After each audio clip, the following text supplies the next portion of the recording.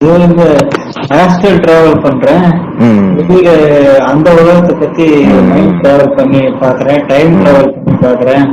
எல்லாம் பண்ணணும்னா பண்றதுக்கு ஒரு ஈடுபாடு வேணும். ஒரு ஊர்ல இருந்து இன்னொரு ஊருக்கு போனோம்னா ஏதோ ஒரு லாபம் இருக்கணும். இங்க கிடைக்காத ஏதோ ஒண்ணு அங்க கிடைக்குது. ஒரு ஊர்ல இருந்து இன்னொரு ஊருக்கு போறாங்கன்னா பிசிக்கலாவோ ஏதாவது இந்த உடம்புக்கு சுகம் கிடைக்கும். அங்க போனா கொஞ்சம் குழுகுழுன்னு இருக்கும். யாருக்கு? இந்த உடம்புக்கு. சரி, இல்ல ரெண்டாவது காரணம், அங்க போனா என்னோட சொந்தக்காரங்க இருப்பாங்க, நல்ல முறையில பேசுவாங்க, இப்ப எனக்கு மரியாதை கிடைக்கும், மனசுக்கு சந்தோஷம். தேடி போறவன் வந்து அறிவு தேடி போனோம்னா இந்த அறிவுக்கு சந்தோஷம். அதை கண்டுபிடிச்சிட்டான் அப்படின்னா அவனுடைய அகங்காரம் மேல வந்து தேடுனேன், நான் கண்டுபிடிச்சேன். இந்த நானுக்கு வந்து இது எல்லாமே நான் சொல்லி உடம்ப சந்தோஷப்படுத்துறது, நான்கிற மனசை சந்தோஷப்படுத்துறது, நான்கிற அறிவை சந்தோஷப்படுத்துறது, இப்படி ஏதோ ஒண்ணு அனுபவிக்கிறதுக்கு ஆசை இருக்கு, விருப்பம் இருக்கு. விருப்பம் வந்து வினையுடைய செயல், வினையுடைய செயல். ஏதோ ஒரு வினை செய்யணும்.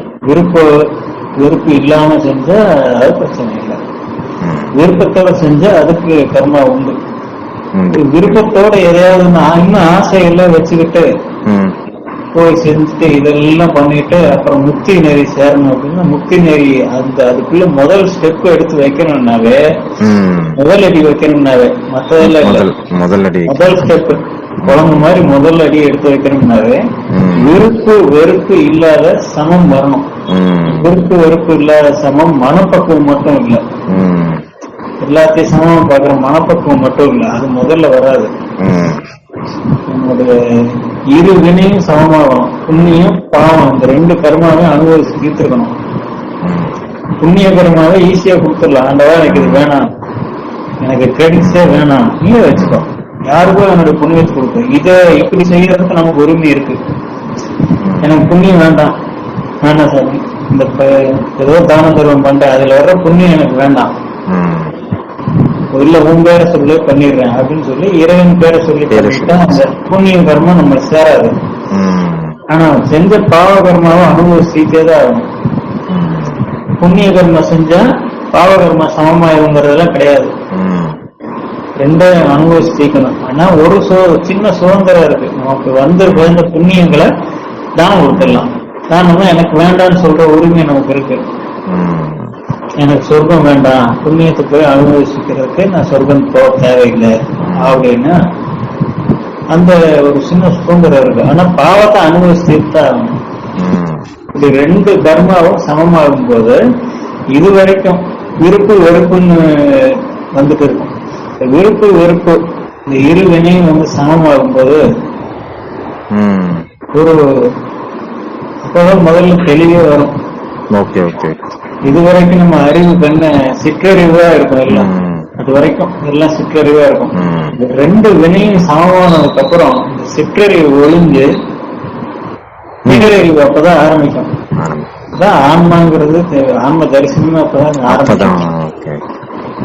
எந்த ஒரு பொருளையும் விருப்பு வெறுப்பு வெறுப்பு அதிகமா வந்துடும் எந்த பொருள் மேலயும். இல்ல, பாம்பு வருது, அது மேல விருப்பம் வருமா? வெறுப்பு தான் வரும். பயம் வரும். அந்த இடத்துல பயம் வராம அதை நோக்கி விருப்பம் வராம அத நடுநிலையை அமைதியா இருந்து பார்க்க ஆரம்பிச்சா அது என்னன்னு தெளிவா தெரியும். ஒரு பொருள் மேல விருப்பம் இருந்துச்சுன்னா அதே முழுசா புலன்களே உறுப்பை பார்க்க முடியாது. ஒரு இனிப்பு பண்டா இருக்கு, லட்டு இருக்குன்னா விருப்பம் பார்த்த உடனே ஆகா இனிப்பு அப்படின்னு எடுத்து சாப்பிட வேண்டியது, உள்ள போயிடும், அவ்வளவுதான். இது என்னங்கிறத தெளிவா புலன்களை வச்சு கூட பார்க்க முடியாது, சாப்பிடுவோம், அவ்வளவுதான். ஒரு பொருள் பிடிக்கலன்னு அந்த பொருளை பார்க்கவே மாட்டோம், ஆராய்ச்சியே பண்ண மாட்டோம். அதுல ஏன் பிடிச்சா அந்த பொருளை உள்ள சேர்த்துப்போம், ஆராய்ச்சி பண்ண மாட்டோம். பிடிக்கலன்னு அந்த பொருளை தூர போட்டுரும், அதையும் ஆராய்ச்சி பண்ண மாட்டோம், சுத்தரும் பார்க்கவே மாட்டோம். இப்படி விருப்பு வெறுப்பு உட்பட்டு பார்க்கும்போது ஒரு பொருளை முழுசா இந்த புலன்களை வச்சு கூட முழுசா பார்க்க முடியாது. அப்புறம் என்ன புலன்களை மீறி அதை பார்க்க விருப்பு வெறுப்பு இல்லாத சமநிலை வரும்போதுதான் உலகத்தையே தெளிவா பார்க்க முடியும். இவன் நல்லவன் கெட்டவன் அப்படிங்கிற நோக்கம் இல்லாம அப்பதான் தெளிவாக பார்க்க முடியும். அப்ப சிற்றறிவு ஒழிஞ்சு அப்ப பேரறிவு ஆரம்பிக்கும். இதுவரைக்கும் எது நம்ம அறிவை மறைச்சிட்டு இருந்ததோ அதே சக்தி, அந்த மாய சக்தியை நமக்கு அருளா மாதிரி ஆன்மாவை காட்டும். எதையாவது அனுபவிக்கணும்னு புரிச்சுட்டு இருக்கிற வரைக்கும் எதையும் ஆன்ம தரிசனம் தான் கிடைக்காது. அது முக்தி நெறி கொண்டு போய் சேர்க்காது. ஆன்மா தெரியணும், அப்புறம் பரமான்மா தெரியணும். எதையாவது செய்யணும்னு சொல்லி உள்ளுக்குள்ள ஆசை வச்சுக்கிட்டே இருந்துகிட்டு முக்தி போகணும்னா சமாதி வேணும், அதுக்கப்புறம் முக்தி வேணும். எப்படி போவீங்க? சமாதிக்கு அடுத்தது முக்தியா சாமி? ஜீவ சமாதிக்கு ஒரு குரூப்பே ஆரம்பிச்சாச்சு. ஜீவ சமாதினா என்ன, தெரியும். முக்தின்னா என்ன, இதெல்லாம் வேணும்ல. இது பற்றி அறிவு வேணும்ல, பிரிச்சு பாக்கிறதுக்கு தெரியணும். சரி, ஜீவ சமாதி ஒருத்தர் ஆயிட்டாங்க இல்ல முக்தி ஆயிட்டாங்க, அந்த உடம்பு அழியாம அப்படியே இருக்கு. உடம்பு அழியாம இருந்தா முக்தி ஆயிடுமா? அதுதான் சாமி. இப்போ இந்த சொல்லுங்க சார், நீங்க வழியில பிரிசர்வா இருக்கு. பிரிசர்வா இருக்கு. சரி, அப்ப மம்மீஸும் இதுவும் ஒண்ணா? அப்படி சொல்ல முடியாது. அது உள்ள இருக்கிற ஆற்றல் சுத்தமா இருக்காது, ஆனா பொருள் மட்டும் நிக்கும். இதுல ஆற்றலும் சேர்ந்து இருக்கும். எப்படி? அதாவது குடல் குந்தாமணி இதெல்லாம் சேர்ந்து பிரசரவா இருந்தா தான் சமாதியா? குடல்ல எடுத்துட்டா அது சமாதி இல்லையா? மம்மீஸ்ல குடல் இந்த அழகிற ஆர்கன்ஸ் எல்லாம் வெளியே எடுத்துடுறோம்ல சாமி. உயிரோட்டம் நின்று போயிருமே. இது உயிர் ஓட்டம் நின்று இருக்கும், ஆனா எங்கேயாவது ஒரு இடத்துல அந்த ஆற்றல் இருக்கிறதால தான் சாமி அது அழியாம நிக்குது. அந்த சரீரமே அங்க அழியாம தான் நிக்குது. அங்க உறுப்புகள் எல்லாம் என்ன எப்படி வந்தோமா அந்த உறுப்பு இதுல அப்படியே இருக்கும். அதுல உறுப்புகள் எல்லாம் எடுத்துடுறோம், வெளிப்பொருளை வச்சு அதை பிரிசர்வ் பண்றோம். இதுல வெளிப்பொருள் எதுலுமே பிரிசர்வ் இல்லை. இதுல கொஞ்சம் கொஞ்சமா சரீரத்தை அந்த அழியாத நிலைக்கு உள்ள சாப்பிடுற முறையில கொஞ்சம் பக்குவப்படுத்தி வச்சிருக்கிறோம். மற்றபடி இதுல கெமிக்கலோ வேற மருந்துகளோ எதுவுமே சேர்க்கறதுல. அது அப்படி இல்லையா? அவங்க ஏதோ ஒரு பொருளை சேர்த்துதானே அதை பதப்படுத்துறாங்க. இது ஆற்றல் அப்படியே நிக்குது இல்ல சாமி, இதுல இருக்கிறதால தானே அழியாம இருக்கு. சரி, அவங்க ஏதோ உப்பு போட்டு இந்த மம்மீஸ அழியாம வச்சிடறாங்க. சரிங்க சாமி. அதே மாதிரி குடல் உடம்பு உள்ளுறுப்புகள்ல அழியாம வச்சுட்டா அது முக்தி ஆயிடுமா? அது முக்தின்னு சொல்ல, அது முக்தின்னு சொல்ல முடியாது சாமி.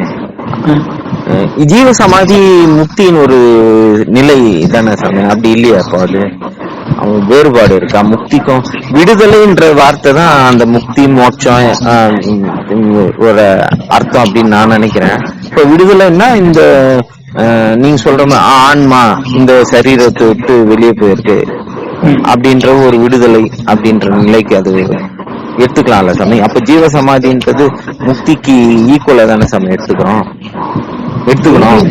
கேள்வி நியாயமா நாங்க தானே கேட்கணும். குரூப் ஆரம்பிச்சிருக்கிறது நீங்க. ஜீவ சமாதி ஆமா, லீட் பண்றது நீங்க தானே, ஒரு குரூப் லீட் பண்றது நீங்க தானே. அப்போ கேள்வி நாங்க தானே கேட்கணும். உங்ககிட்ட லீட் பண்றவங்க தானே கேட்க முடியும். நீங்க திருப்பி இங்க கேள்வி கேட்டது என்ன நியாயம்? இல்ல சாமி, இதுதான் நாங்க இப்போ குரூப் ஆரம்பிச்சு செய்யறோம்னு காய் சிட்டி குரூப் தான் சொல்றீங்க. ஓகே, அதான் சாமி. அது அப்போ அது மோட்சம் தானே சாமி. அப்போ மோட்சத்துக்கு முக்தி மோட்சம் அதெல்லாம் நாங்க என்ன பொறுத்தவரை ஒண்ணு அப்படின்னு நினைக்கிறேன். அப்போ ஜீவ சமாதின்றது ஒரு விடுதலை, இந்த உலக விஷயத்துல இருந்து விடுதலை, ஏதோ ஒரு இடத்துல இருந்து விடுதலை தானே சாமி. இது எதுக்கு விடுதலை? இது எப்படி போகணும்னா, இதுக்கு குருமார்களும் சரி யாரும் நேரடியா பதில் சொல்ல மாட்டாங்க. பதில் கேள்விதான் வரும். அதாவது பதில அவனே கண்டுபிடிக்க வைப்பாங்க. அப்ப நம்ம அனுபவத்துக்கு போனோம். இல்ல இந்த கான்வர்சேஷன் அப்படியே தான் போகும். பதில சொல்ல முடியாது. பதில அவனே கண்டுபிடிச்சு வைக்கும். அப்படித்தான் இந்த கான்வர்சேஷன். சரி, எதுவே ஒன்று வந்து விடுதலை, ஏது விடுதலை? ஆன்மீகத்தோட அடிப்படை கொள்கையான பிறவாமை அப்படின்ற அந்த நிலைக்கு தான் வருது. அதுதான் பிறவாமைக்கு. பிறவாமை யாருக்கு? யாருக்குன்னா நம்ம பிறவாமை யாருக்குன்னா உடம்புக்கா? பிறவாமை யாருக்கு? பிறவாமை எதுக்கு பிறவாமை? உடம்புக்கா, மனசுக்கா, ஆன்மாவுக்கா? சொல்றது கேட்கணும். எதுக்கு பிறவாமை கிடக்குது? இப்ப எனக்கு தெரிஞ்சு சொல்றேன் சாமி. இப்ப உடல் வரும்போது மனம் வருது, மனம் வரும்போது ஆசை, துன்பம் எல்லாம் வருது. இந்த நிலைக்கு வராம இருக்கணும்ன்றது பிறவாமை. இது இந்த நிலை ஏற்படக்கூடாது. எது வராம இருக்கணும்? இந்த நிலைக்கு எது வராம இருக்கணும்? இந்த நிலைக்கு எது வராம இருக்கணும்? மீண்டும் மறுபடியும் எது பிறக்க கூடாது? இந்த ஆன்மா தான் பிறக்கக்கூடாது, அந்த ஆற்றல் தான் பிறக்கக்கூடாது, பிறக்கக்கூடாது அப்படின்ற சாமி. நீங்க சொல்லுங்க சாமி. எனக்கு இன்னொரு சந்தேகம். நான் கேட்குறீங்களா நீங்க சொல்றீங்க? இல்ல, இதுக்கு கேள்விகள் தான் பதில் அதிகமா வரும். ஓ சரி. எதை சொன்னாலும் அதுக்கு எதிர்கேள்விகள் தான் வரும். ஓ ஓகே ஓகே. இந்த விஷயத்த வந்து குரு இருந்தாலும் குரு வந்து பதில் சொல்ல மாட்டாங்க. நீங்க என்ன சொன்னாலும் எதிர்கேள்விகள் கேட்டு கடைசியில முடிவு வந்து அவன் வாயிலிருந்து வர்ற மாதிரிதான் அந்த கான்வர்சேஷன் நடக்கும். இது வந்து விசாரம். அவனே விசாரிக்க வைக்கணும். பதில் கொடுக்கறது பேரு தெளிவுரை.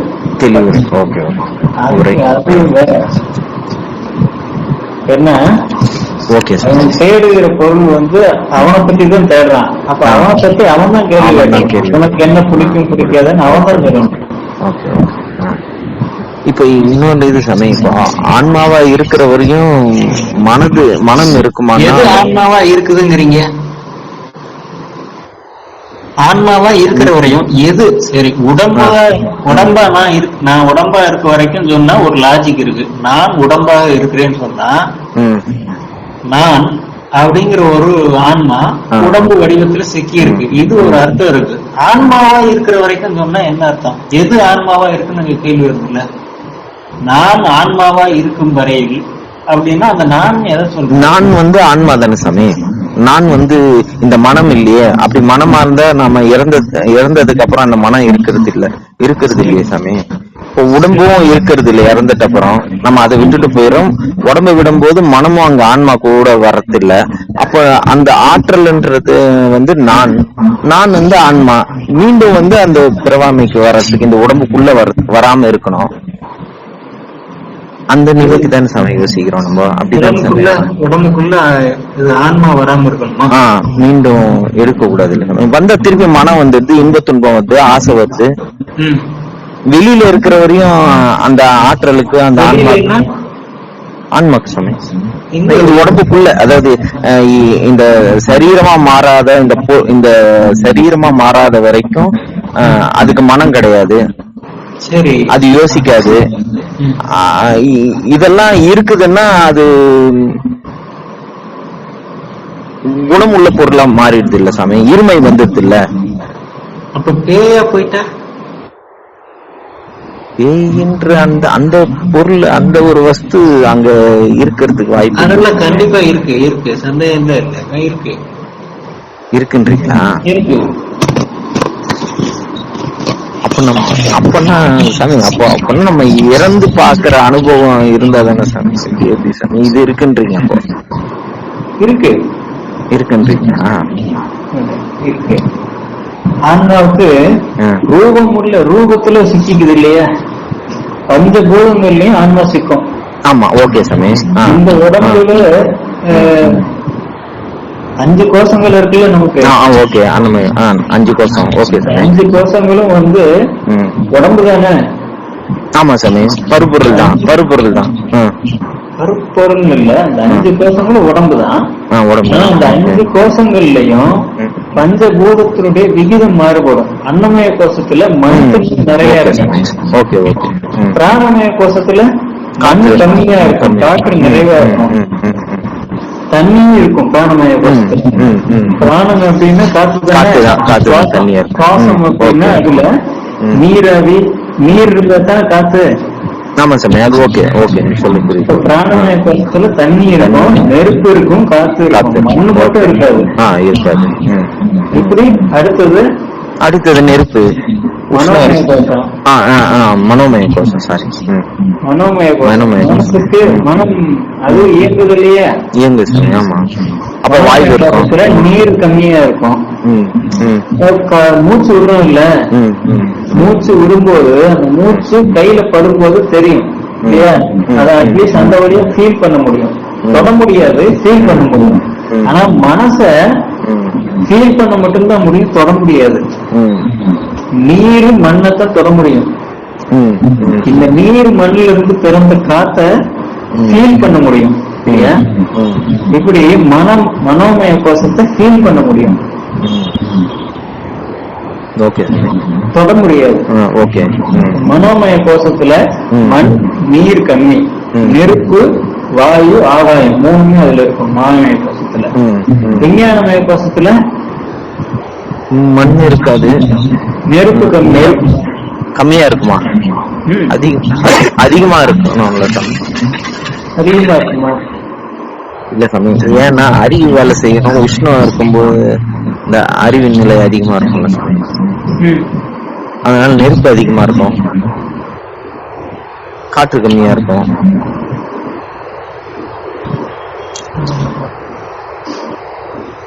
மண் தன்மை கம்மியா இருக்கும். அதுவும் முதல்ல போயிடுச்சு. Okay okay. ரெண்டாவது தேகம் வரும்போது நீரும் நீர் இருக்கும். முதல்ல மண் இருக்கும், ரெண்டாவதுல நீர் இருக்கும், மூணாவதுல நெருப்பு இருக்கும், நாலாவதுல நெருப்பு குறைஞ்சு போய் வாயு இருக்கும். காற்றுதான் அதிகமா இருக்கும். காற்றுதான் இருக்கும். விஞ்ஞானமய கோஷம்னா காத்துதான்.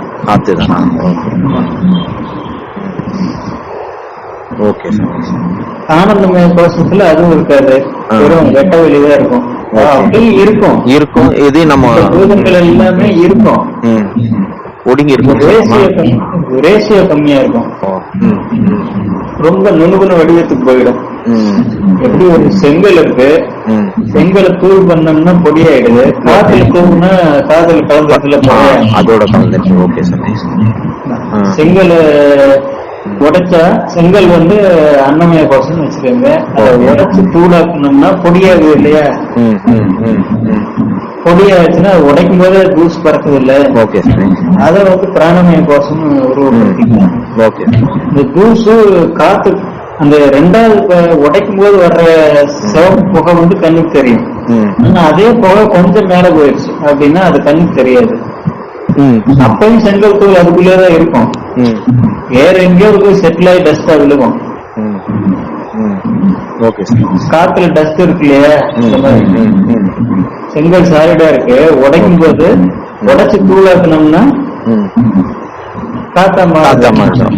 அது கண்ணுக்கு தெரியும், செவப்பா தெரியும். அது உடைக்கும் போது அது இன்னும் மேல போகும். மேல போகும்போது ஃபைனஸ் டஸ்ட மட்டும் எடுத்துட்டு போகும்.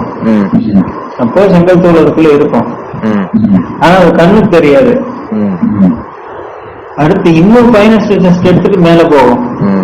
இப்படி 5 தேகங்களுக்கும் மண்ணானது போகும், ஆனா ஃபைனஸ்டா போயிட்டே இருக்கும். சரி, இந்த 5 தேகம் இருக்கு இல்லையா, இந்த 5 தேகத்தை இயக்குறது எது? அன்னமய கோஷத்தை எது இயக்குது? ஆன்மான்ற ஆற்றல்.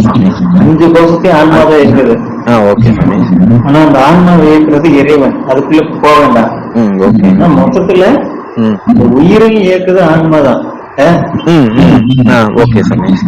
அன்னமய கோஷம் இருந்தா உயிர் இருக்கும், அந்த உயிர் இருந்தா தான் சிந்திக்க முடியும், மனோமயம் தான் வரும், அப்புறம் தான் விஞ்ஞானமயம், அப்புறம் தான் அனுபவிக்கிற ஆனந்தமயம். இப்ப தேகம் அப்படிங்கிற ஒண்ணு உயிர் இயக்குது, ஆனா அந்த உயிரை கட்டுப்படுத்துறது, அதுக்கு சக்தி கொடுக்கறது ஆன்மாதான். ஆனா அந்த ஆன்மாவை இயக்குறது இறைவன். அது இப்போ வேண்டாம். ஓகே, புரியுது. ஓகே, ஆன்மா வந்து இருந்தா தான் இதெல்லாம் இயங்கும் இல்லையா? இப்போ ஆன்மா இந்த 5 தேகங்களையும் கலக்கும் இல்லையா? ஓகே சார், கண்டிப்பா. அப்ப பேய் இருக்கா இல்லையா? பிராணமய கோஷம், விஞ்ஞானமய கோஷம், மனோமய கோஷம்னா அன்னமய கோஷத்துக்குள்ள ஆன்மா கலக்கும் போது ஒருத்தன் உயிரோட இருப்பான், தேகத்தோட இருப்பான். ஓகே. தேகம் இல்லாட்டாலும் ஆன்மா கலந்து இயக்குது இல்லையா? 5 விதமான தேகங்கள் இருக்குல்ல. ஆமா சார். ஓகே. ஸ்தூல தேகத்தை விட்டுட்டு ஒருத்தன் இருக்க முடியுமே, செங்கல் தூள் போதில்ல. கண்ணுக்கு தெரியாத சந்தேகம், கண்ணுக்கு தெரியாத நிலையில இருந்தாலும் அதுவும் ஸ்தூலத்துல சூட்சமா அப்படின்னு தானே சமயம் வரும். அந்த அளவுக்கு தான் சமயம் எடுத்துக்க முடியாது. நேரா சூட்சம்னு எப்படி எடுத்துக்க முடியாது? பந்தம் உடம்போட பந்தப்பட்டு இருக்கும். உடம்பு இல்ல அப்படிங்கிற போது அது ஸ்தூலத்துக்கு வந்து நின்று போயிடும், ஸ்தூலத்துக்கு வராது, கீழே இறங்காது மறுபடியும். இது வந்து ஆவி இருக்குதா இல்லையாங்கிறது போயிடுச்சு. நம்ம பேச ஆரம்பிச்சது மோட்சம் சாமி. விடுதலைன்றது வந்து எதுக்கு விடுதலை? அதான் சொன்னீங்க, ஜீவ சமாதி வந்து விடுதலையா இல்லையா? விட்டு பிரிஞ்சு போயிடுச்சு ஆன்மா, அப்ப விடுதலை ஆயிடுச்சுன்னா இந்த 5 கோஷங்களையும் மறுபடியும் சிக்கும். உடம்பு விட்டு ஆன்மா விடுதலை ஆயிடுச்சுனாலும் இந்த 5 கோஷங்களையும் சிக்கும். பேயா தெரியும், ஆசையாவும் தெரியும், அறிவாவும் தெரியும், கடைசியில் ஆனந்தமயங்கிறது ஆங்காரம், அதுலயும் தெரியும். இந்த 5 கோஷங்கள்ல ஆன்மா சிக்கிற வரைக்கும் மறுபடியும் பிறந்து வரும். உடம்பு ரிசர்வ் பண்ணி உடம்பை பாதுகாத்து வச்சுட்டு அதுல இருந்து உருவி வெளியில போயிட்டா தப்பிச்சிருமா? உடம்பு விட்டு வெளியில போயிட்டா மனசு போயிடுமா? உடம்புக்குள்ள ஆன்மா இருந்தா மட்டும்தான் மனசு இருக்கா? உடம்பு விட்டு ஆன்மா வெளியில போனாலும் அதுக்கு மனசு இருக்கா சாமி? இருக்கு. எப்படி அவ்வளவு உறுதியா அந்த விஷயத்தை புலன் தானே சாமி? இது சரீரத்துக்கு உள்ள வரும் தானே, உள்ள வரும்போது தானே சாமி புலனு. மனம், புத்தி, சித்தம், அகங்காரம் சரீரத்தை விட்டு போன அப்புறமா மனம் இருக்கா? அப்ப அது செலக்ட் பண்ணுமா? மனம், புத்தி, சித்தம், அகங்காரங்கிறது வந்து உருவம் இல்லாத புலன்களுக்கு அதுக்கு சம்பந்தம் இல்லை. மனம், புத்தி, சித்தம், அகங்காரம் தான் புலன்களை இயக்கும், புலன்கள் அதை இயக்காது. Okay sir. உடம்ப விட்டு ஆன்மா வெளியில போயிடுச்சுன்னா விடுதலை இல்ல. விடுதலை இல்லன்றீங்க. இன்னொரு சந்தேகம் சாமி. இப்போ கோமா பேஷண்ட் இருக்கிறான், அவன் வந்து உயிரோட இருக்கிறான், அவன் இறப்பு கிடையாது. ஏன்னா பிணத்துக்கும் அதுக்கும் வித்தியாசம் உண்டு. அதுல உயிர் இருக்கு, பிணத்துல வந்து அந்த ஆற்றல் எதுவுமே இல்லை. அனகமா பேசினால இயங்க முடியல. காரணம் என்ன சொல்றேன்னா, அங்க மனம் வந்து இல்ல, முழுக்க இல்ல, செயல்படல. மனம் எல்லாம் இருக்குமா? மனம் இருக்கும். மனம் புலன்களோட தொடர்பு வைக்க முடியல. புலன்களோட தொடர்பு வைக்க முடியல. மனம் இல்ல இருக்கும். மனம் இருக்குமா சாமி? மனம் இருக்கும். மனம் இல்லாம போகாது.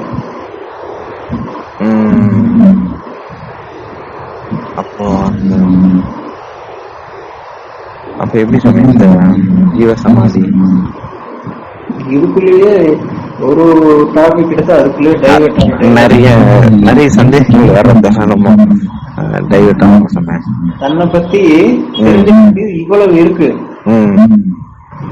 இவ்வளவு அஞ்ஞானம் உள்ளுக்குள்ள இருக்கு. தன்னை பத்தியே தான் தெரிஞ்சுக்கிறதுல இவ்வளவு கேள்வி இருக்கு. இத்தனை கேள்விக்கு விட தெரியல, இன்னும் தெரியல, தெரியல. பதில் கண்டுபிடிக்க வேண்டிய கேள்வி இவ்வளவு இருக்கு. நான்கிறதுக்குள்ளேயே புக்குல சொல்லி இருந்துச்சு, இது ஆன்மா இல்லையா சார்? அதுல என்ன வருது இல்ல, என்ன ஸ்தோத்திரம் ஆதிசங்கரர் நிர்வாண சதகம் வருது இல்ல? ஆமா சார். நான் உடல் இல்ல, மனம் இல்ல, எல்லாம் எதுவுமே இல்ல அப்படின்னு வருது. நான் சர்வ வல்லவம் உடையவன், எங்கும் நிறைந்தவன். சர்வ வல்லவம் உடையவன் தாயா, அப்புறம் பிறப்பெடுத்த யாரா ஒரு பைத்தியக்காரன் நல்ல தெளிவான புத்தி இருக்கிற ஒருத்தன் மறுபடியும் அதாவது புத்தி இருக்கிற ஒரு ஆன்மா ஆன்மா இல்ல மறுபடியும் இந்த பிறப்பெடுத்து வர்றதுக்கு ஒரு ஆன்மா புத்தி இருக்கிற ஒரு ஆன்மா விரும்புமா? வாய்ப்பு இல்ல சாமி, விரும்பாது. இல்ல அப்புறம் ஏன் மறுபடியும் பிறப்புல இருக்க? போக வேண்டியதானே? இதான் சர்வ வல்லமை படைத்தவங்க போக வேண்டியதானே? இப்போ புத்தி கொடுத்துக்கோ உனக்கு. ஆன்மா வேற, பரமான்மா வேற. ஆன்மாக்கு சர்வ பலவம்லாம் ஒண்ணும் கிடையாது. ஒரு படி பரமான்மாக்கு தான் சர்வ பல்லவம். இப்படி இந்த உடம்பு உடம்ப ஆன்மா ஆட்டி படைக்குதோ, உடம்ப உயிர் ஆட்டி படைக்குது, உயிர ஆன்மா ஆட்டி படைக்குது. அந்த ஆன்மாவே சர்வ பலவன் கதை இருந்துட்டு இருக்க கூடாது. அல்ல, ஆன்மாவை இறைவன் ஆட்டி படைக்கிறான். அவன் விருப்பப்படிதான் எல்லாம் நடக்கும். இதுதான் ஆன்மா வச்சுல சர்வ வல்லம் உடையவன், எல்லா இடத்திலும் நிறைந்திருக்கவன், எனக்கு அழிவே இல்லை இல்லையா? ஆமா சாமி, அது அப்படிதான் புத்தகத்துல எல்லா வல்லமையும் உடையவன், எங்கும் நீக்கவர நேர்ந்தவன், எல்லா வல்லமும் உடையவன். இவ்வளவு புத்தி இருக்குல்ல உனக்கு, எல்லாம் அறிந்தவன் தானே நீ ஆன்மா. புதுசா தெரிஞ்சுக்க ஒண்ணும் இல்ல, ஆன்மா எல்லாத்தையும் அறிஞ்சது தானே ஏற்கனவே. இவ்வளவு தெளிவு இருக்கிற ஒரு ஆன்மா, அதாவது நீ இவ்வளவு தெளிவு இருக்கிற நீ எதுக்கே பிறப்படுத்து வந்த? இங்க அருள் பண்றதுக்கா? புத்தி இருக்கிற எவனாவது ஒருத்தர் வருவானா? உனக்கு சர்வ வல்லமா இருக்குல்ல, அப்ப உனக்கு பிறப்பு வரும்போது நீயே நிறுத்திக்க வேண்டியதானே? ஏன் நிறுத்தல?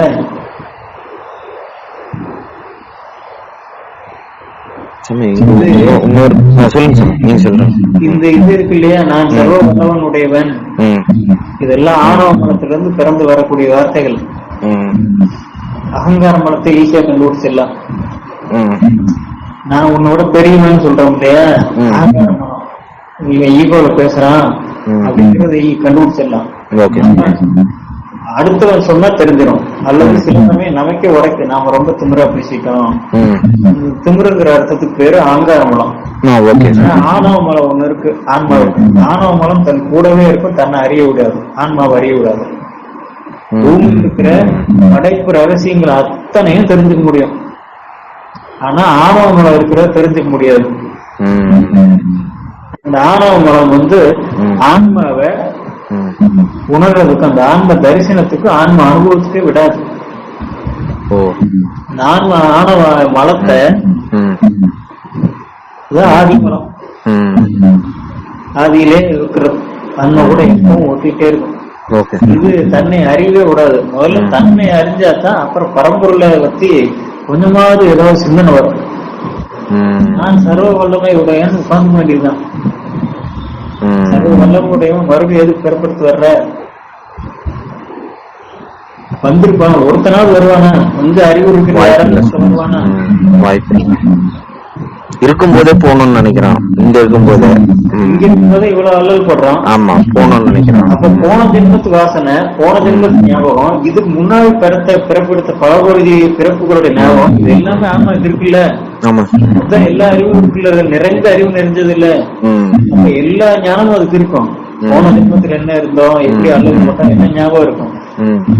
அதெல்லாம் ஞாபகத்துல இருந்து மறுபடியும் பிறப்பு எல்லளவாவது ஆசை வருமா ஒருத்தனுக்கு? வரக்கூடாது, வராது. ஆனா பிறப்பெடுத்திருக்குல்ல. இப்போ யார் எடுக்க வச்சா? அப்ப அதுக்கு மனம் இல்ல இல்ல, கண்ட்ரோல் அதுக்கிட்ட கிடையாது இல்ல. அப்ப கண்ட்ரோல் அது கையில கிடையாது. ஆனா கண்ட்ரோல் தங்கிட்ட இருக்கிறதா நினைச்சுக்கிட்டு அசம்ஷன் பண்ணிட்டு என்னென்னமோ பண்ணிட்டு இருக்கு. இது ஆணவ மலம். முதல்ல இது இறைவன் நம்ம இயக்குங்கிறாங்க ஒரு பணிவுக்கு முதல்ல வரணும். வந்தான்னா மத்த எல்லாம் பக்தி அற்றவர் கதி அடையவர், கதி அடைய மாட்டார் அப்படின்னு. பக்தி அற்றவர் கதி அடையர் தாண்டவ கோனே. யார் எழுதுகிறது? இடைக்காரர். பக்தி இல்லைன்னா போய் சேர முடியாது. பக்தி எப்படி பக்தி வரும்? இறைவன் இயக்குகிறாங்கிற ஒரு புரிதல் வரணும். ஆன்மாதான் எல்லாத்தையும் நடத்துன்னு நம்பிட்டு இருந்தா இறைவனை பத்தி தோணவே தோணாது. அவன் எங்க இயக்குறான்? நாமளே பிறந்து நாமளே கர்மாவால வர்றோம். நம்ம கர்மாவை நாம ஒழிச்சிட்டோம்னா பிறப்பு போயிடும், போகாது. நீயே ஒழிச்சுக்க வேண்டியதானே? எப்படி ஒழிக்க முடியும் உன்னால?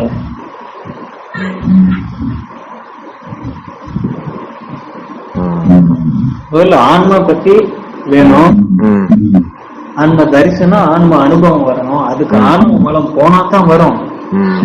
ஆன்ம அனுபவம் வந்ததுக்கு அப்புறம் தான் சமாதி நிலைங்கிறது நான் என்னன்னு பேச முடியும்.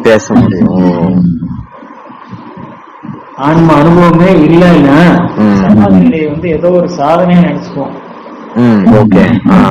ஒரு ஸ்டேஜ் அஷ்டமா சித்தி ஒரு ஸ்டேஜ் மாதிரி, இது சமாதி நிலை ஒரு ஸ்டேஜ் அப்படின்னு ஏதோ சாதனை மாதிரி ஆயிடும், அச்சீவ்மெண்ட் ஆயிடும். அச்சீவ்மெண்ட் இருக்குது அப்படின்னா அச்சீவ்மெண்ட்ங்கிறது ஆணவத்தால போயிருக்கு. நான் இதை சாதித்து விட்டேன், அங்கேயும் நான் வரும். நான் போனால் போலாம், முதல்ல போலாம். நான் இருக்கு, அதுக்கு சர்வ பலம் எல்லாம் கிடையாது, இறைவன் இருக்கிறேன் அப்படின்னு வந்து அந்த பக்தி நெறி வரும். பக்தி வந்து பணியும் போதுதான் ஆன்ம தரிசனமே தெரியும். அது வரைக்கும் திரை போட்டு மறைச்சிருவாங்க. அது பேர் திரேதாயின்னு பேர். அந்த திரை அது இருக்கிறதே தெரியாது. இந்த ஆணவ மனம் வந்து உலகத்தில் இருக்கிற எல்லா விஷயத்தையும் தெரிஞ்சுக்க உதவும். அத்தனை ஞானம் தெரிஞ்சுக்கலாம். படைப்புனா என்ன, எப்படி வந்து ஒரே பொருள் வந்து பல மாறுது, எல்லாம் தெரிஞ்சுக்கலாம். சகல அறிவும் தெரிஞ்சுக்கலாம். ஆன்மாவை மட்டும் தெரிஞ்சுக்க முடியாது. ஆனா அதுக்கு மட்டும் பயன்படாது.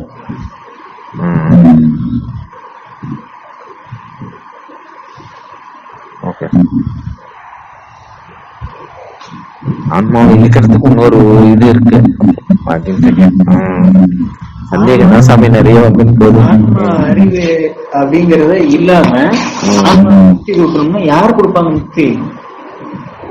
எதுக்கு முக்தி கொடுக்குறோம்? ஆன்மாக்கு தானே. வீடு பேர் வேணும், மோட்சம் போயிடணும். எது போகணும்? ஆன்மா. அதுக்கு போகணும். ஆன்மா என்ன தெரிஞ்சாத்தானே போக முடியும்.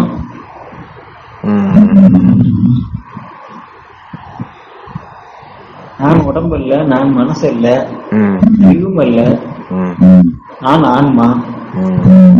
சரி, தியரி நல்லா இருக்கு. ஆன்மாவோட இயல்பு என்ன? ஆன்மாவோட இயல்பு தெரியல சமயம். அது இயல்புன்னா அதுக்கு ஒரு டெபினிஷன் தெரியல சமயம். அது முழுசா நம்ம அனுபவத்துல இல்லையா சமயம்? எப்படி தெரியும்? அனுபவத்துல இல்ல. வாதம் அப்படின்னா என்ன? வாதம்னா வாயு, காற்று.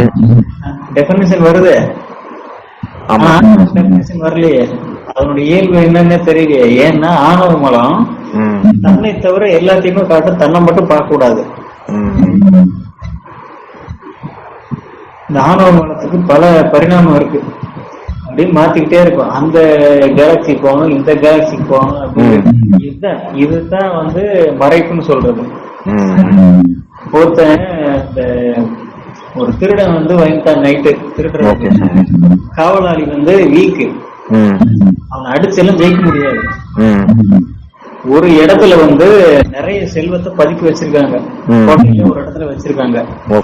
இவன் வந்து கத்திய வச்சு மிரட்டுறான் அவனை. காட்டுலன்னா கொண்டுடுவான், நல்லா தெரியுது. சரி, அப்ப செல்வத்தை 4-5 இடத்துல வச்சிருப்பாங்க எப்பவுமே. ஒரு சேஃப்டி சில இதுல வந்து கோயில் கடையில கூட பதுக்கி வச்சிருவாங்க சில ராஜாக்கள்ல. முக்கியமான இடங்கள்ல பெரிய செல்வத்தை அங்கங்க பிரிச்சு வச்சிருவாங்க, ரிசர்வ் மாதிரி. இவன் இந்த காவலாளி என்ன பண்றான், அவனை கூட்டிட்டு போய் மொத்தம் காட்டுறான், மெயின மறைச்சிடறான். இந்த மாதிரி ஆணவ மலம் வந்து முக்கியமானதை மறைச்சிரும், மத்ததெல்லாம் காட்டும், மத்த எல்லாத்தையும் காட்டும். அதனால தனக்கு மட்டும் டெபினிஷன் தெரியாது, தான் யாருங்கிறது மட்டும் தெரியாது. அசம்ஷன் பண்ணிக்கும், மத்த எல்லாமே தெரியும். தான் யாரும் தெரிஞ்சுன்னா தன்னோட இயல்பு சொல்லணும்ல. ஏன்பா பிறப்படுத்த சொல்லுப்பா, ஏன் உன்னால உனக்கு முக்தி கொடுக்க முடியல? சரி, உனக்கு தெரியும் எல்லாமே, அப்புறம் மறுபடியும் பிறப்படுத்த. ஆன்மா தெரியும், நான் ஆன்மா அப்படின்னு சொன்னா அப்ப அதுக்கு இயல்பு சொல்லுங்க. நியாயமான கேள்விகள் தானே. ஓகே. இல்லையா? இல்ல இல்ல ஓகே. அந்த நீங்க கேக்குற அந்த கேள்விக்கு எனக்கு பதில் தெரியல. இல்ல ஏன் பிறப்பு எடுத்தது? எனக்கு ஆணவ மலம்ல இல்ல, நல்லவன் தான் அப்படிலாம் சொல்ல முடியாது. அது வாய்ப்பு இல்ல. ஏன்னா அது இப்படி மறைச்சிட்டு இருக்கு. அந்த பெரும் செல்வத்தை உள்ள இருக்க ஆன்ம அனுபவம், ஆன்ம தரிசனம் அல்லது ஆன்ம ஞானம்ங்கிற ஒரு பெரும் செல்வத்தை பக்கமே போடாம அந்த எல்லாத்தையும் காட்டும். உலகத்தில் இருக்க அத்தனையும் அரேஞ்ச் பண்ணி காட்டும். இந்த கேலக்சிக்கு போய் பார்க்கலாம், அந்த கேலக்சிக்கு போய் பார்க்கலாம், ஸ்டார் டிராவல் போய் பண்ணி பார்க்கலாம், டைம் டிராவல் பண்ணி பார்க்கலாம், வைத்தியம் தெரிஞ்சுக்கலாம், வாதம் தெரிஞ்சுக்கலாம், கர்ப்ப சாதனை பண்ணலாம், இப்படி எல்லாத்தையும் காட்டும். சமாதி நிலை போயிடலாம், இப்படி அத்தனையும் உலகத்துல காட்டும். ஏன்னா கண்ணு வெளிநோக்கி தான் பார்க்க, உள்நோக்கி பார்க்காது இல்ல. அது மாதிரி அத்தனையும் காட்டும். தன்னை மட்டும் திரும்பி பார்க்க கூடாது. முதல்ல தன்னை பார்க்கணும். தன்னை பார்த்தாதான் தெளிவு வரும். நான் யாரும் முதல்ல தெரியணும், அப்புறம் தான் முக்கியத்துக்கு எதுக்கு முக்கிய கொடுக்கணும்னு புரியும். ஆன்மாவுக்கு முக்கிய கொடுக்குறேன்னா சரி, ஆன்மா தான் உங்களுக்கு தெரியுது இல்ல, அப்ப இயல்ப சொல்ல 1-2 இயல்பாக சொல்லணும்ல. அதுக்கு ஏன் மறுபடியும் பிறப்படுத்து வந்தேன்னா சொல்லணும். எனக்கு கர்மா இருக்கு, பிறந்து வந்திருக்கேன்னு. சரி, உன் கர்மா எப்ப தீரும்? என்ன கர்மா இருக்கு உனக்கு? அதனால பிறப்புன்னு இல்ல சார், அது எனக்கு வரல. எனக்கு அந்த இடம் வரல. இங்க வந்துட்ட பிறகு தானே சாமி கர்மா அதெல்லாம் பேசுறோம். ஆன்மாவா இருக்கும்போது கூட, ஆன்மாவா இருக்கும்போதுன்னா ஆன்மாவா எது இருந்தது? ராஜாவா இருக்கும்போதுன்னு தெரியுது. நான் ராஜாவா இருக்கிறேங்கிறதுல அர்த்தம் அதுக்கு. எப்படி சொல்றீங்க? எப்படி ஆன்மாவா இருக்கும்போதுன்னு சொன்னீங்கல்ல? ஆமா சாமி. எது ஆன்மாவா இருக்குது? வார்த்தையில தானே சாமி அது சொல்ல முடியுது. நானுன்ற மாதிரி ஒரு வார்த்தையில தான் சொல்ல முடியுது. அதுக்கு மேல அதுக்கு விளக்கம் தெரியல. அது ஒரு ஆற்றல் இல்ல. இந்த இடத்துல ஏன் அதை சொல்றோம் அப்படின்னா, நம்ம இறப்புக்கு அப்புறம் அந்த மனமாவோ இந்த உடம்பாவோ நாம இல்லாததால அங்க நான்ன்றது ஆன்மா அப்படின்ற அந்த ஒரு வேர்ட்ல நம்ம குறிப்பிடுறோம் சாமி. அந்த இறப்பு தான் அங்க அதுக்கு ஒரு பதில். அதை தாண்டி நம்ம அதுக்கு மேல போக முடியல. ஏன்னா கண்ணால பாக்குறது இறப்போட லாஸ்ட். அதுக்கு அடுத்த ஸ்டேஜ் நமக்கு என்ன ஏதுன்னு தெரியல. ஏன்டா தெரியல? நீங்க தான் ஆன்மாவை ஆணித்தரமா சொல்றீங்கல்ல நிர்வாண சிவத்துல. எல்லாம் தெரிஞ்சவங்க. Okay sir.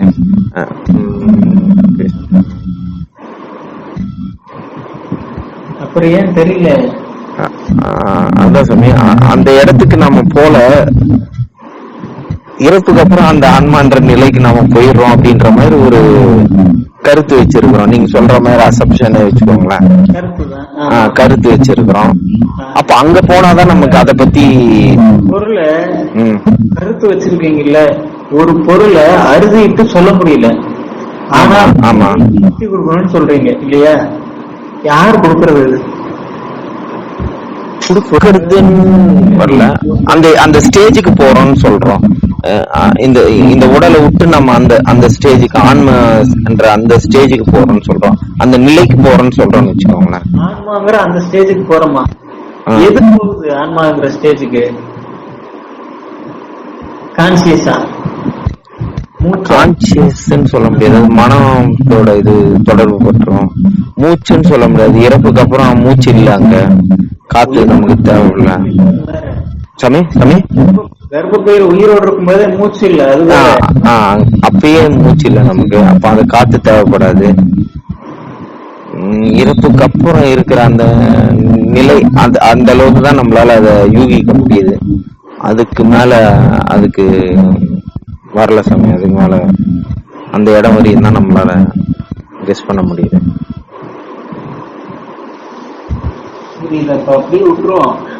Okay sir. சாமி அதான் உள்ள தன்னை பார்ப்பது அவ்வளவு கஷ்டம். கடினம் தான் சாமி. வெளியில பாக்க ஈஸி. கூடவே அதை ஒட்டிட்டு இருக்கிற ஆணவ மனம் விடுறதே இல்லை.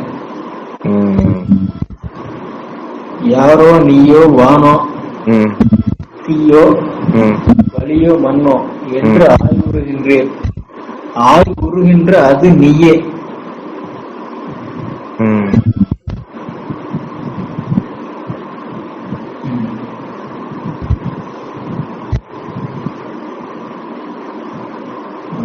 நீங்க சொல்ற மாதிரி விளக்கத்துக்கு உட்பட்டிருந்தா, விளக்கத்துக்கு உட்பட்டதுதான், உட்பட்டது தானே சாமி?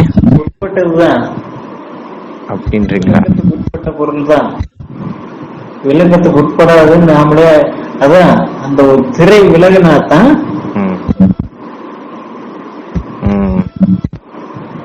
ஆணவமலங்கிற திரை விலகினாதான் தெரியும்.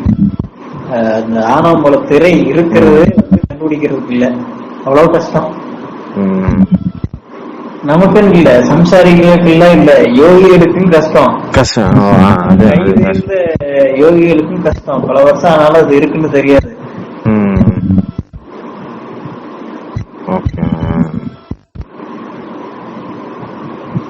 இந்த திரை விலகினா ஞான மார்க்கத்துக்கு வந்துருவாங்க.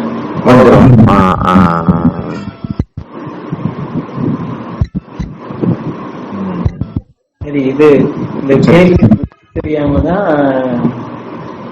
எதையோ காய சக்தி பண்றோம். எதை காய சக்தி பண்றோம்? இல்லையா, உடம்புக்குதான், உடம்புதான் சாமி காய சக்தி பண்றோம். உடம்பு பிரிசர்வ் பண்றோம். சரி, பிரிசர்வ் பண்றோம். உடம்பு அப்படியே மண்ணுக்குள்ள இருந்து எப்படி ஆன்மாவுக்கு முக்தி கொடுக்கும்? உடம்பு இப்போ 60 வருஷம் 70 வருஷம் இருக்கு நார்மலா. ஓகே சாமி. 500 வருஷம் இருக்கிற மாதிரி வச்சுட்டோம். ஓகே. 500 வருஷம் இருக்கிற மாதிரி உடம்ப பதப்படுத்தினால எந்த வகையிலும் ஆன்மாவுக்கு முக்தி கிடைக்கும்? அதான் சாமி, இப்போ இறப்புதான். இறப்புல இருந்து அடுத்த ஸ்டேஜுக்கு நாம போகும்போது அந்த நான் அந்த இடம் நமக்கு விளக்க தெரியல. அது இறப்பு உடலை விட்டு போகும்போது அடுத்த ஸ்டேஜ் அதுதான் முக்தி, அதுதான் மோட்சம். இந்த உடம்பு அப்படியே மறுபிறப்புக்கு, இந்த உடம்பு சிதையாம அப்படியே இருந்தா ஆன்மா மறுபிறப்பு எடுக்காது அப்படின்னு அர்த்தமா?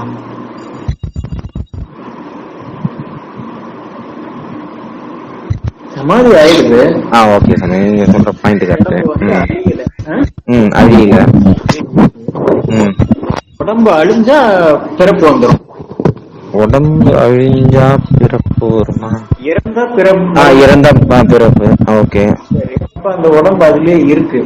Okay sir. உடம்பு அங்கேயே இருக்க வரைக்கும் ஆன்மா மறுபடி பிறப்பு எடுக்காது இல்லையா? அப்படி சொல்ல முடியாது சாமி, அந்த மாதிரி வரதுக்கு வாய்ப்பு. அந்த மாதிரி சமாதிக்கும் ஆன்மா மோட்சகதிக்கு போறதுக்கும் என்ன சம்பந்தம்? எதுக்காக அதை செய்யணும்னு நினைக்கிறீங்க? கோல் எதுக்கு அதை வச்சிருக்கீங்க?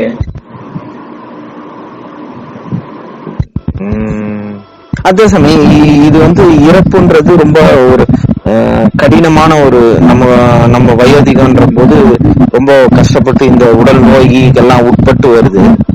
இப்போ சமாதி அப்படின்ற போது இந்த கஷ்டத்துக்கெல்லாம் அது உட்படாம அப்படியே தானே ஈஸியா எளிதில் பிரிஞ்சு போயிடுது, ஈஸியா ஒடுங்கிடுது. இப்ப தூக்க நிலை மாதிரின்னு வச்சுக்கோங்களேன். இப்ப விழிப்புல இருக்கும்போது தான் நம்ம எல்லா பிரச்சனைகளையும் ஃபேஸ் பண்றோம். நம்ம தூக்கத்துல இருக்கும்போது நமக்கு எந்த பிரச்சனையும் எதுவுமே தெரியறது இல்ல. அப்ப இது பெஸ்டான ஒரு சொல்யூஷன் மாதிரி. சமாதின்றது எளிமையா நம்மள இந்த உலக விஷயத்துல இருந்து பிரிச்சுன்னு போயிடுறோம்ல சமயம். சரி, அது நம்ம வேலிட் பாயிண்ட். அதுக்கும் மோட்சத்துக்கும் முக்திக்கும் என்ன சம்பந்தம்? இப்ப இது இந்த பிரச்சனைல இருந்து விடுதலை ஆகிறோம்ல சாமி. மோட்சன்றது விடுதலை தானே, முக்தின்றது விடுதலை தானே. அப்ப இந்த பிரச்சனைகள், இந்த உலக விஷயங்கள், இந்த சரீரம், இதுல இருந்தெல்லாம் நம்ம விடுதலை அடைஞ்சிடறோம்ல. அப்ப வாலண்டரியா ஆன்மா உடம்புல பிரிச்சு எடுக்கிறதுங்கிறீங்க. கிட்டத்தட்ட சமாதின்றத அந்த நிலைக்கு தானே சாமி வரும். ஒரு உதாரணத்துக்கு சொன்னோம்னா, இப்போ இவரு சித்தர்காட்ல சீர்காழி சாமிகள் உட்காரும் போது 63 பேரும் எப்படி சாமி ஒரே டைம்ல சமாதி ஆகணும்? அப்ப ஏதோ ஒரு டெக்னிக் வச்சுதானே 63. ஓகே சாமி. மனுஷன் துன்பப்பட்டு சாகுறான். ஓகே. சமாதிக்குள்ள போயிட்டு அந்த அல்லறீங்க இல்ல, ஆக்சிடென்ட்ல நோய் செத்துறான். சரிங்க சாமி. ஒரு நொடி அந்த கஷ்டத்தை அனுபவிக்க முடியாதா? மரண அனுபவத்தை இவன் இவ்வளவு கஷ்டப்பட்டு உடம்ப சித்தி பண்ணி சமாதிக்கு போகணும். ஒரே நொடி அதான் முடிஞ்சு போயிடுது ஆக்சிடென்ட்ல. மண் அனுபவம் அந்த கஷ்டம்ல இல்லையே, இடையில கடந்து வயோதிகம் ஆகிட்டே ஒரே நொடியில் ஆக்சிடென்ட்ல முடிஞ்சது போயிடுச்சு. அந்த அந்த வலிய நம்ம எதிர்கொள்றதுக்கு வந்து ஒரு விதமான பயம் நிக்குது. முடியாதா? ஒரு நொடி அரை நொடி கூட எதிர்கொள்ள முடியாதா? ஏதோ ஒரு பயம் அங்க. சரி, அதுதான் பிரச்சனைன்னா அதை விட்டுருங்க. கருவிலையும் சில சிசு செத்து போயிடுது இல்ல. ஆமா சாமி. மரண அவஸ்தைன்னா என்னன்னு அது தெரியாது. அப்ப அது முக்தி ஆயிடுச்சா? முக்தி ஆயிடுச்சான்னு சொல்ல முடியாது. இது இந்த சிரமங்கள்ல இருந்து விடுபட்டுருது இல்ல, விடுதலை அப்படின்ற ஒரு இடம் வந்துட்டு சாமி அங்க. எதுல இருந்து விடுதலை? விடுதலை அதான் தெரியும், அதுக்கு அந்த அனுபவமும் கிடையாது. பெயினுங்கிறது அதுக்கு தெரியாது இல்ல. நான் ஒரு உடம்பு அப்படிங்கிற கான்சியஸ் கூட அது இருக்குமே இல்லையா? அதுல இருக்காது. ஓகே. அதான் செத்து போயிடுது. அப்ப மோட்சம் தானே சாமி? அப்ப விடுதலை எதுக்கு இது? அப்ப எதுக்கு ஜீவ சமாதின்றீங்க? ஆமா, தேவையில்லைங்கிற ஆர்குமெண்ட் இல்ல, என்னங்கிற இல்ல புரியுது சாமி. நீங்க கேள்வி கேட்கும் போதுதான் எனக்கும் ஒரு யோசனை வருது. இல்லன்னா இத பத்தி இவ்வளவு டீப்பா நம்ம யோசிக்கவே போறது இல்லையா? சரி, ஜீவ சமாதி ஒரு கோல் வச்சிருக்கீங்க. ஓகே, அது ஒண்ணு. அந்த கோலுக்கு இன்னும் பதில் தெரியல. இப்ப ஜீவ சமாதி ஒடுக்க நிலையிலிருந்து அவஸ்தை இல்லாம உயிர் பிரிஞ்சு போயிடுச்சு அப்படின்னா ஆன்மாவுக்கு விடுதலை கிடைச்சிருது. இனி பந்தங்கள்ல அகப்படாது, பிறப்பு எடுக்காது. இது ஒரு தியரி வச்சுக்கோங்க. அப்ப குழந்தையா இருக்கிறது அல்லது உயிர் பிரிஞ்சு போயிடுது, அவஸ்தையா அவங்களுக்கு இல்ல. சிலர் படுக்கிறாங்க, காலையில எந்திரிக்கிறது இல்ல. அப்ப அவங்களும் அவஸ்தைப்படுறாம போயிடுறாங்க. அதுவும் இதுவும் ஒன்னா தானே. ஆன்மா அவஸ்தையெல்லாம் பிரிஞ்சு போயிடுச்சு. கருவிலேயே அந்த குழந்தை பிறப்பே எடுக்கல. இந்த தூக்கத்துல போறது கூட பரவாயில்ல, இந்த இத்தனை வருஷம் கஷ்டப்படுறாங்க. பிறப்புலயே இருக்கிற குழந்தை ஒரு 8 மாசம் ஆகுது, வெளியதான் வரல. ஆனா அதுக்குள்ளேயே மறைச்சிடுது. துயரம் எதுவுமே அனுபவிக்கிறது போயிடுச்சு. அதுவும் விடுதலையா? முக்தி ஆயிடுச்சா? தேரிப்படி பார்த்தா அது முக்தி ஆயிடுச்சுன்னு வரணும். அந்த அந்த இடத்த நம்ம அப்படிதான் சாமி குறிக்கிறோம். பிறவியில கடந்து நிக்கிறோம். அப்போ பிறவி துன்பத்துல இருந்து கடந்து நிக்கிறோம் அப்படின்னும் போது அது மோட்சம்ன்றது முக்தி அப்படின்ற நிலைக்கு தானே சாமி. சாமி இருந்து வெளியே போயிடுச்சு. இறப்பு நடக்கும்போது ஒரு யாரோ சிலர் மாச கணக்குல அவஸ்தை அனுபவிப்பாங்க. இறப்பு துன்பத்திலிருந்து வேணா வெளிப்பட்டுருச்சுன்னு சொல்லலாம். எப்படி காங்கிரீட்டா சொல்ல முடியும்? அது சொல்ல முடியாது சாமி. ஏன்னா திருப்பியும் பிறப்பு உண்டு. பிறப்பு இருக்கா இல்லையான்னு தெரியாது இல்ல. இருக்கா, அது எவ்வளவு நாள் ஆகும், எப்படி அது திருப்பி முழு வரல. அப்போ சரி, முழு முக்தி வரலையா?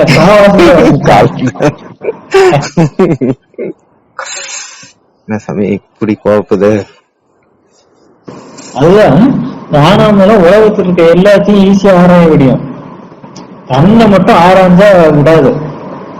அது போனாத்தான் வரும், போனாத்தான் பதில் வரும், பதில் கிடைக்கும்.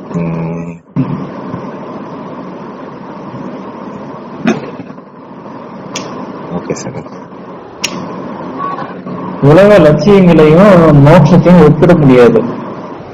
விட்டுட முடியாது, ஒப்பிட முடியாது. உலகம் அப்படின்னா புலன்களால என்னென்ன பார்த்து அனுபவிக்கிறோமோ அதெல்லாம் தெரியுமோ. பாக்குறோம், பூமி இருக்குன்னு தெரியுது. இந்த சேட்டலைட்ல பார்த்ததை வச்சு காட்டுறாங்க, வேற கோள்கள் இருக்கு, கிரகங்கள் இருக்குன்னு காட்டுறாங்க, அதுவும் தெரியுது. இப்படி இது எல்லாத்தையுமே அனுபவிக்க முடியும் புலன்களால. இந்த புலன்களால அனுபவிக்கிற எந்த விஷயத்தை கொண்டும் முக்தியை அளவிட முடியாது, புரிஞ்சுக்கவே முடியாது. புலன்களுக்கும் ஆன்மாவுக்கும் சம்பந்தம் இல்லை அப்படின்னு விடுதலை ஒரு ஸ்டேஜ் வரும்போதுதான்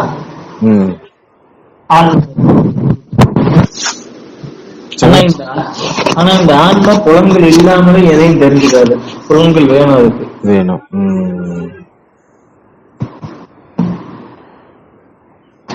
சரி, இதுக்கு எதுக்கு காய சக்தி? இதுக்கு காய சக்தியா? காய சக்தி எதுக்கு? காய சக்தி படைப்பின் ரகசியத்தை தெரிஞ்சுக்கிறதுக்கு சிறு காலம் பத்தாது சாமி. என்ன பொறுத்த என்னோட படைப்பின் ரகசியத்தை எப்படி தெரிஞ்சுக்கிறீங்க? இல்ல சாமி, இப்ப ஒரு எந்த ஒரு பொருளுடைய அறிவியும் நம்ம அவ்வளவு இந்த குறுகிய காலகட்டத்துல இல்ல இந்த ஒரு 70 வயசுல 70 வருஷத்துக்குள்ள கத்துக்க முடியாது. அதனால ஒரு 500-600 ஆண்டுகள் நமக்கு தேவைப்படுது. இந்த உலக நீங்க நம்ம சொல்ற மாதிரி படைப்போட ரகசியமோ படைப்போ என்ன ஏது அப்படின்னு தெரிஞ்சு அதுக்காக நம்ம அந்த காய சித்தியை பண்றோம்.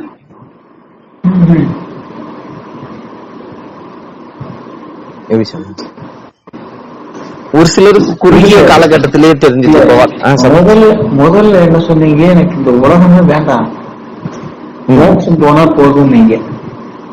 ரெண்டாவது, இந்த உலகத்தை நான் ஆராயறதுக்கு எனக்கு இன்னும் இந்த வருஷம் பத்தாவது, இன்னும் 500 வருஷம் வேணுங்கிறீங்க. எதுல உண்மை, எது நிஜம்? காய் சித்தியோட காரணம் அது சாமி.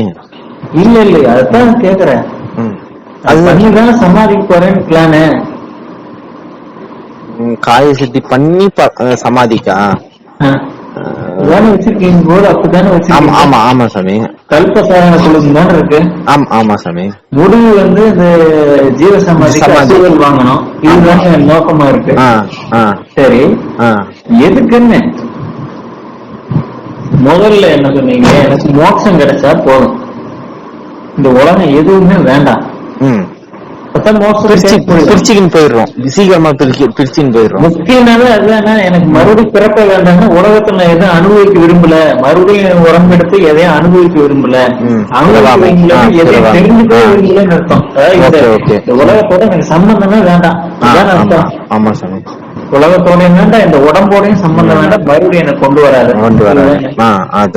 அப்ப இந்த உலகத்துல எதையும் ஆராய விரும்பல, அனுபவிக்க விரும்பல. இது என்ன, அவன் என்ன, அவன் நல்லவனா கெட்டவனா, இது இவன் இதுக்கு பயன்படுவானா, இப்படி எல்லாம் இப்படி எல்லாம் சிந்திக்கவே வேலையே எனக்கு வேண்டாம், எனக்கு இங்க இருந்து விடுதலை கேட்கிறேன்.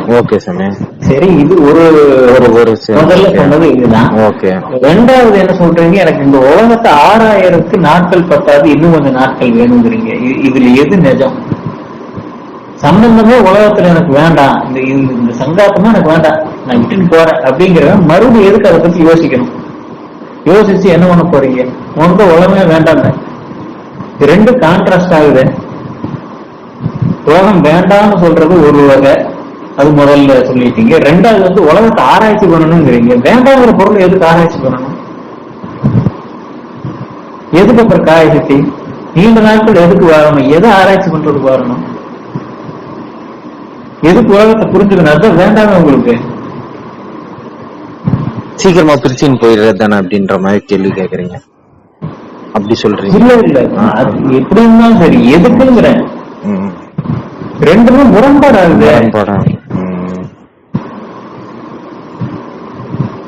ரெண்டு தியரி சொல்றீங்க, ரெண்டு கோல் சொல்றீங்க, ரெண்டுமே முரண்பாடாகுது.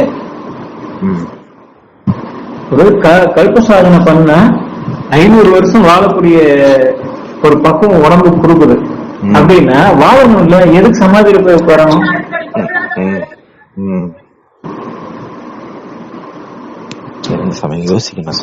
தயவு செய்து இதுக்கெல்லாம் முதல்ல பதில கண்டுபிடிங்க.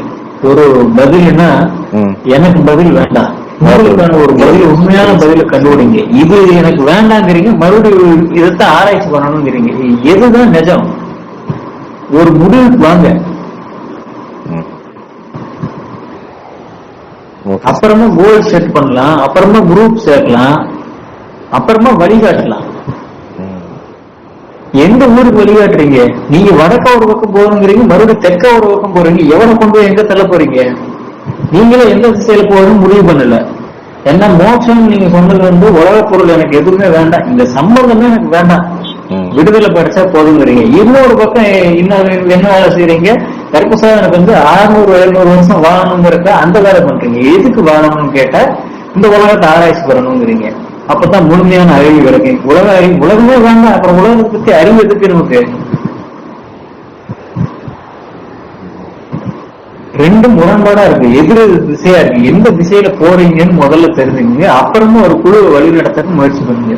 முதல்ல நாம நடக்கும் ஒரு திசையை தேர்ந்தெடுத்து 2 எதிர்த்து திசையில போகணும்னு நினைக்கிறீங்க, எப்படி சாத்தியம்? இல்ல இதுக்கு 2க்கும் காமனா ஏதாவது ஒரு பதில் இருக்கா? இதெல்லாம் தெரிஞ்சு முதல்ல தனக்குத்தானே ஒரு தெளிவுக்கு வாங்க. வந்த பிறகு நீங்க நடக்க ஆரம்பிங்க. நாம நடக்க ஆரம்பிச்சாதானே பின்னாடி வர்றவங்களை வழிகாட்ட முடியும். எந்த திசையினே நீங்க முடிவு பண்ணாம இருக்கிறீங்க. இதுல குறுக்க ஆரம்பிச்சு மத்தவங்களுக்கு வழிகாட்டணும்னா எப்படி பண்ணுவீங்க?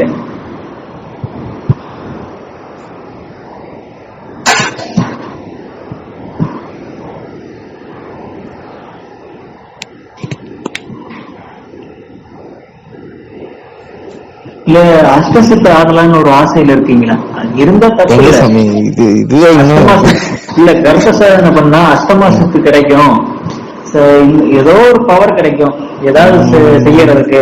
நார்மல் ஹியூமன்ல இருந்து கொஞ்சம் இம்ப்ரூவ் ஆகும். தப்பெல்லாம் ஒண்ணும் இல்ல. யோசிக்கிறதுக்கும் விருப்பப்படுறதுக்கும் அவனவனுக்கு உரிமை உண்டு. ஆசைப்பட்டான்னா அவனுக்கு ஆசைப்பட அவனுக்கு உரிமை உண்டு. அதுக்கான வினையை அனுபவிக்கிறதுக்கு அவனுக்கு பாத்தியப்பட்டவன் தான். தப்பு ரைட்ல இல்ல. சரி, அப்ப அஷ்டமா செத்து ஆகணும் அப்படின்னு நினைச்சா சிந்தனை வரல. சமாதி பத்தி எதுக்கு யோசிக்கிறீங்க?